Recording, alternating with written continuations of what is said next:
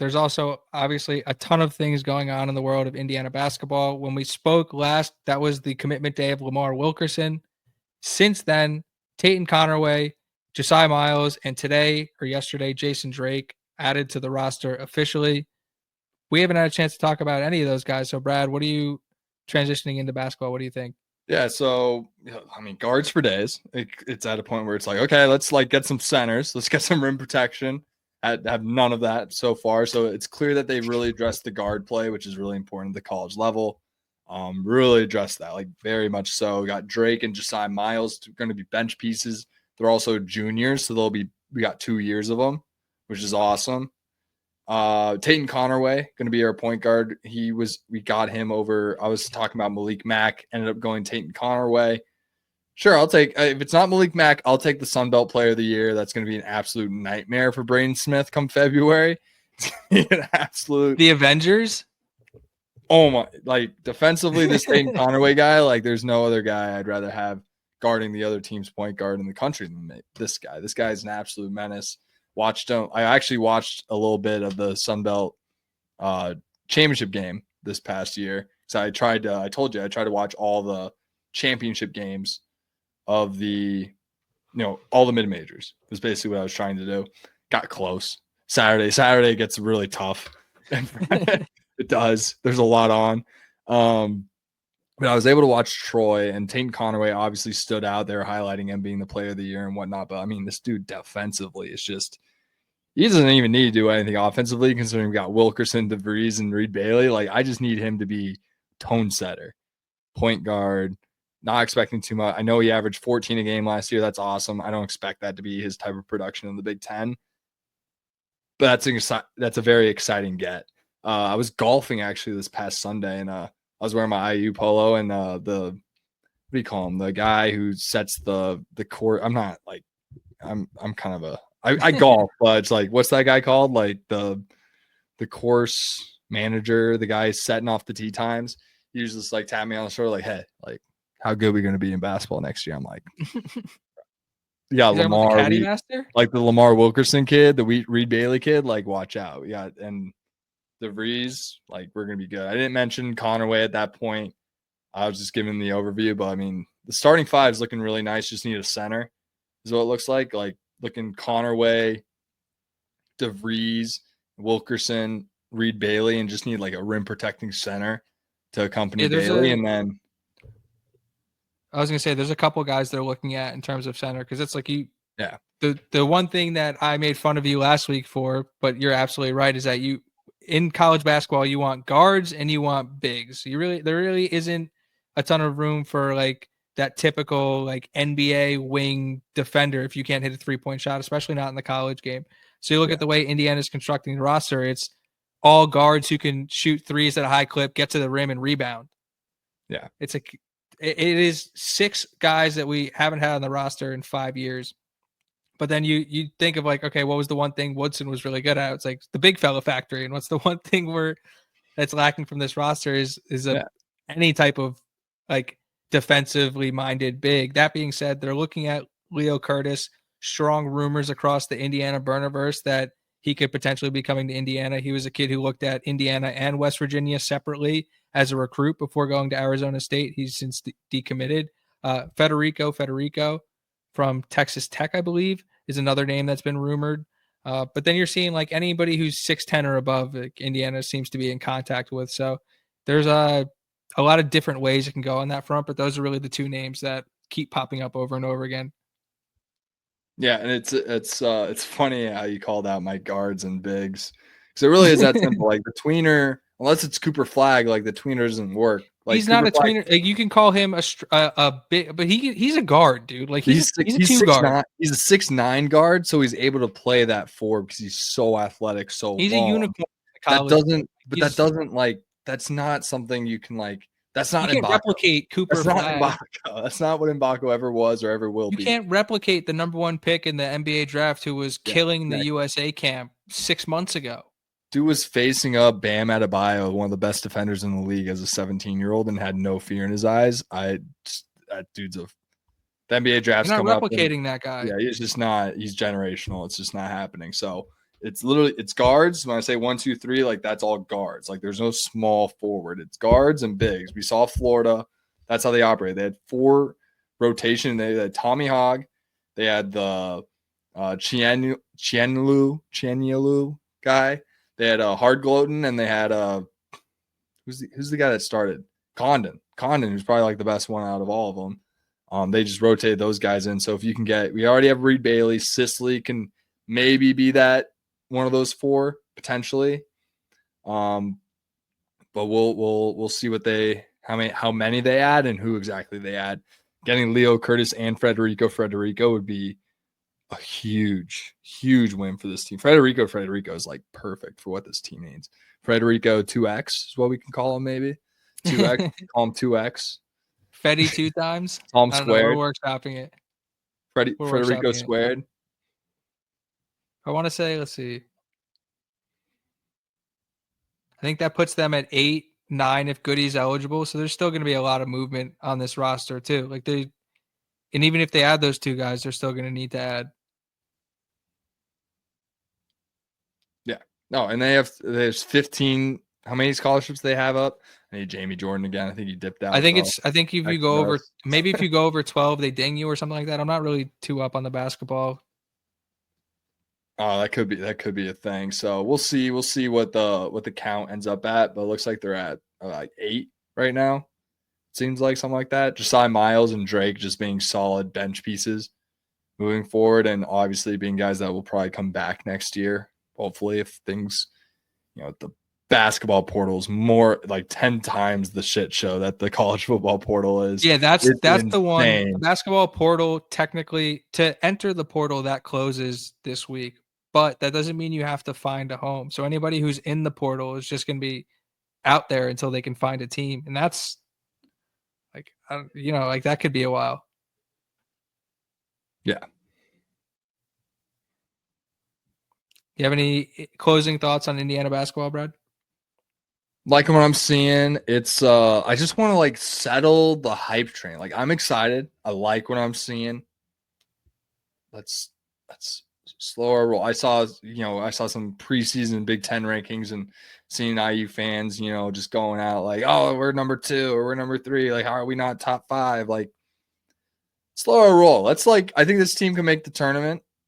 And obviously, once you make the dance, you start dancing and anything can go your way. And it's kind of just what you need to do. The goal is to get to the tournament. And then from there, what happens, happens. And as long as we have a coach that gets you to the tournament every year, the chips will eventually fall your way and you will break through and win a national championship. That's just what happens, right? Obviously, there's obviously you look at Golden this past year, it's year 3. He's able to get it done, but and then Hurley would be another example of that. He was able to get it done. But those are brand names that have won already this century. Very different. You got to think more Virginia. Took a while for Tony Bennett to get that one.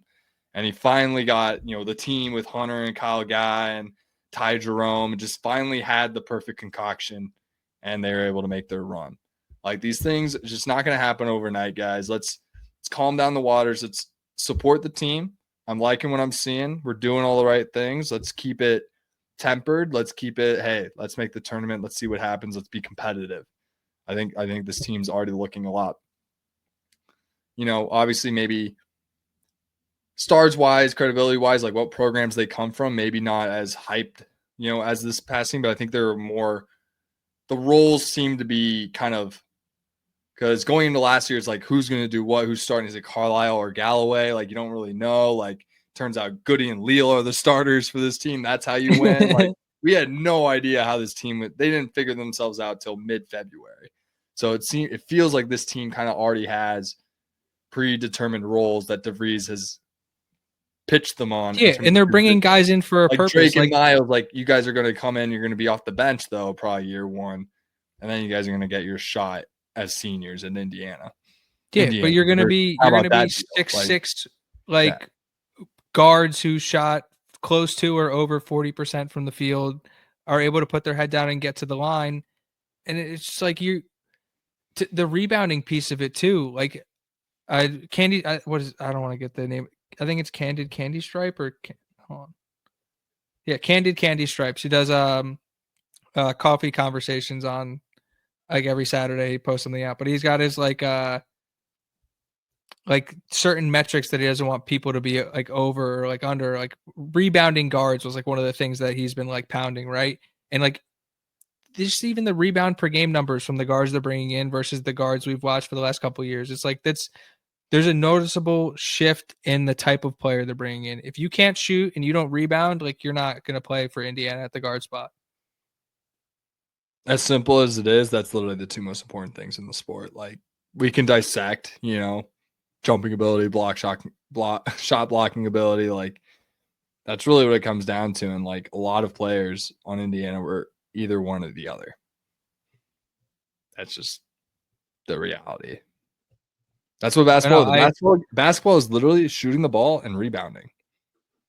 So how do you get rebound? You play defense and you rebound. Like that's.